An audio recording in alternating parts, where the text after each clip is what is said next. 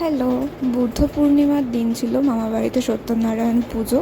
তো আমি সকালে উঠে নিজেই ব্রেড বাটার তৈরি করে ব্রেকফাস্টটা করে নিলাম। আর এই সালোয়ার পরে লিপস্টিক টিপ আর সানস্ক্রিন লাগিয়ে রেডি হয়ে নিলাম। এরপর ফ্ল্যাটে চাবি দিয়ে চলে গেলাম বাইরে, একটা টোটো নিয়ে নিলাম। বাইরে বেশ গরম ছিল আর বেরিয়ে দেখি গেট পড়েছে। তারপর মা বাড়িতে পৌঁছালাম, ভাই ছুটতে চলে আসলো।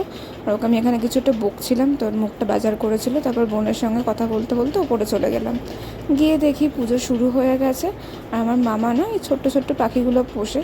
এত মিষ্টি পাখিটার, আর বয়স মাত্র 2.5 মাস ছিল তখন। তো ওকে একটুখানি আদর করছিলাম। তারপর দেখলাম হোম শুরু হয়ে গেল, একটু হোমের সামনে গিয়ে বসলাম। তারপর কিছুক্ষণ পুজো দেখার পর আমরা সবাই একটা করে হোমের টিকা পরে নিয়েছিলাম। তারপর মামি দিয়ে গিয়েছিল এই সত্যনারায়ণ ভগবানের প্রসাদ।